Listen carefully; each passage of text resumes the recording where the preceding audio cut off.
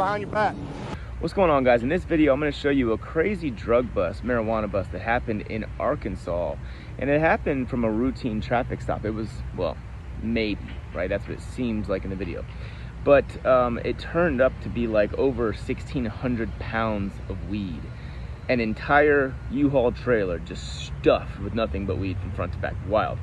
Anyways, I'm going to discuss real quick what that guy, where he went wrong at in terms of the drivers. There's two drivers in this case, and exactly sort of what went down. So the first clip I'm going to show you after the cop pulls him over, and I'll link the whole video in the description, but after the cop pulls him over, he brings, I believe it was the driver, into his car and asks him a few questions. The driver's obviously nervous, but really trying hard to play it cool. Like, he's laughing a lot. He makes a comment you'll see about the guns that the cops have, and just what he's going for there is like just don't mind me, I'm just a regular old kid, I'm very naive, that kind of, he's sort of going with that strategy, which is probably ties into his personality as well. But the cop right away knows something's weird.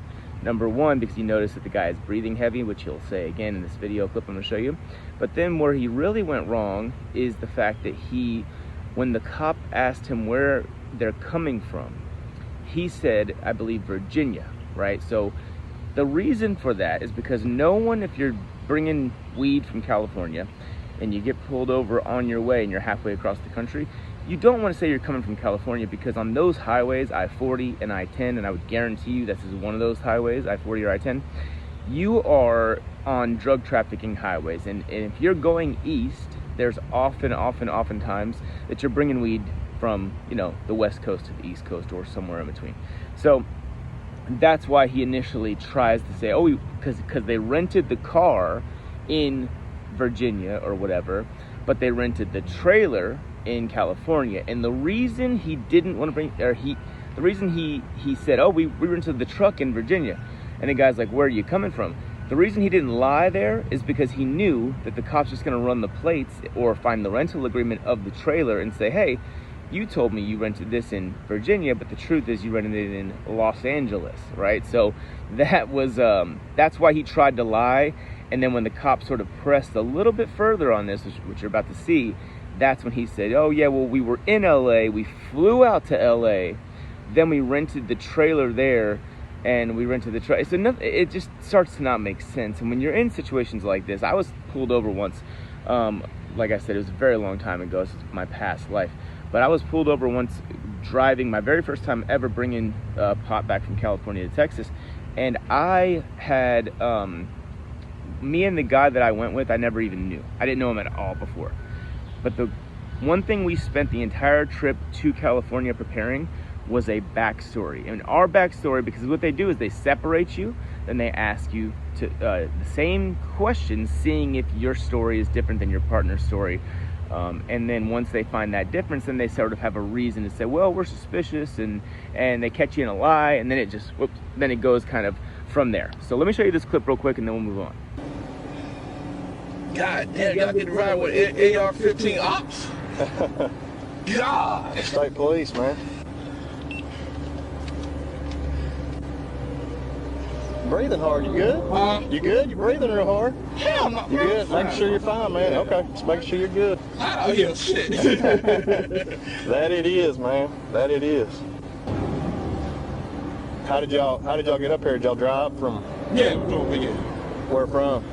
Virginia? Oh, from Virginia? Yeah, Virginia. Okay. Hey, where did y'all rent that at? He got the rental car for the truck from up there. From where? Where did he get it from? California. I thought you said you were coming from Arkansas. No, we got the rental from there, the truck. Why'd you get the rental from LA if you're... Because that's where we was at first. We flew to LA and came to Arkansas. Oh, okay. Yeah. I got you. I got you. So as you saw there in that clip, dude is nervous.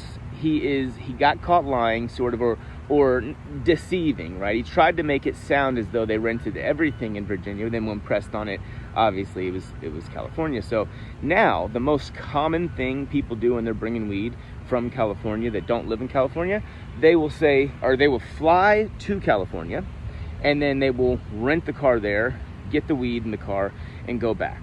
right? That's just the most common thing, because who wants to drive all the way there, you know? So as soon as a cop, a state trooper that makes his living on either highway, I believe it's I-10 in this case, but I-10 or I-40, they immediately, their radar goes off, because they've done so many busts where that's the exact route before. It doesn't mean that it's impossible for somebody to not be smuggling weed in that scenario. It just means that it's very unlikely, or that there's a decent chance that they have something. So immediately he calls the drug dog. When they asked them if they would let him search the car, they said, oh, sure. And he's like, what about the trailer? And they're like, oh, well, we don't have the key to the trailer, which is, you know, I think they thought, oh, if we don't have the key, you know, they might not be able to search it, blah, blah, blah. If it's somebody else's trailer, I think that was their thought process, but clearly that didn't work out for them. But the other thing I wanted to mention on this is, I think people are going to be thinking, dude, why'd you put so many in one car, right? Well, here's the thing. You don't know that was all of it. There might have been 10 trucks. There are people that go out to Northern California, in Mendocino County, Humboldt County. In this case, it seemed like they went to LA, which is crazy, because they probably were doing like a crazy amount of indoor, which is very expensive in the weed game. But the point is, most people will, if they're bringing back, let's say 1,000 pounds, maybe they'll put all 1,000 in one car, but that's unlikely.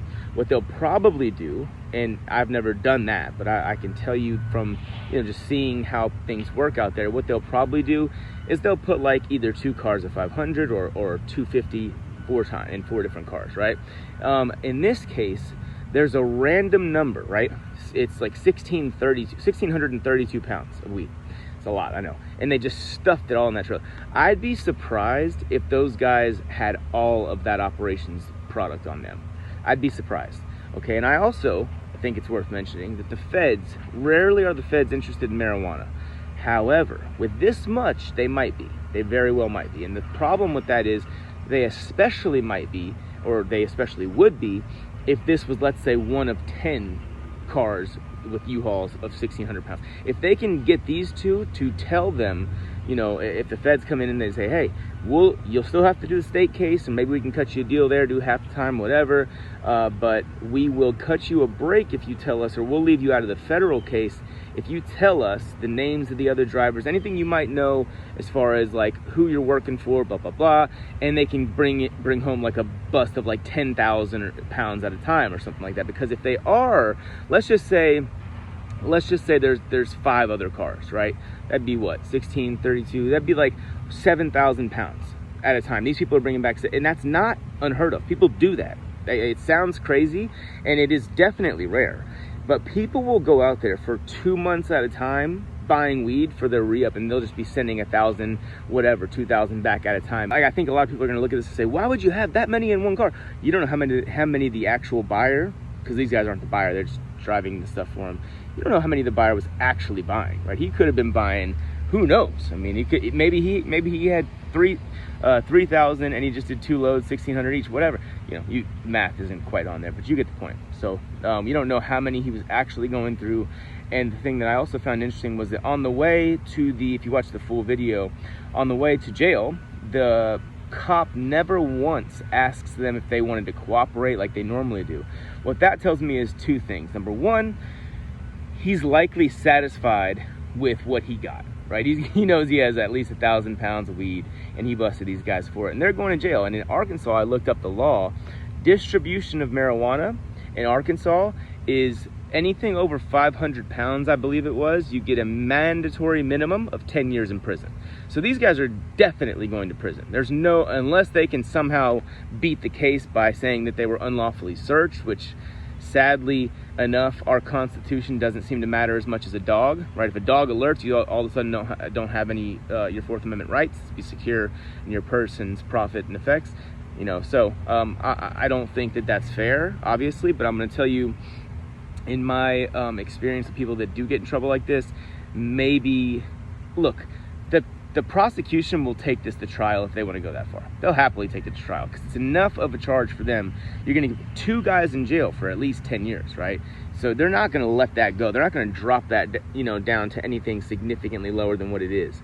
So maybe the lawyer, if the guy's got a really badass lawyer that was brought to them by the buyer of the weed, essentially, he hires them the most badass lawyer ever, and they're able to get some, you know, they're still going to have to do some prison time. There's just not going to be a way in which these 2 guys, at least in my opinion, get out of this situation without doing some time, several years in prison. But it does say if they are convicted on the charge of over 500 pounds, which clearly they had more than that, they had 3 times that, they will do a mandatory 10 years in Arkansas. That's sick for weed. I don't like it. I'm not saying I support the law. I'm not saying this to, you know, I just think that, you know, that's what it is. So anyways, that's what I got for you in this video. Again, I'll link the full video if you guys want to watch that one. And if you're enjoying the content, please subscribe, leave a comment, and I'll talk to you later. Peace.